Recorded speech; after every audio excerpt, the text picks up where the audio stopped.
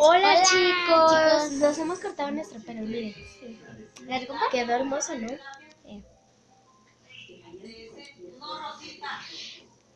Y perdón de que les prometí lo de los moldes, pero fuimos a un lado y ya no pude hacer el video.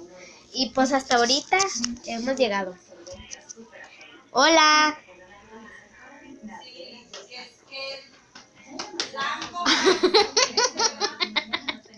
Bueno, chicos, como nos cortamos el pelo, adivinen quién fue. Una señora. Obvio. Y se creía mucho, chicos. Les vamos a decir cómo nos llamamos.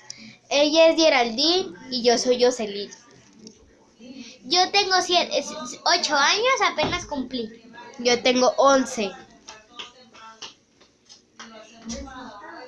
Bueno, mañana hacemos moldes de slime.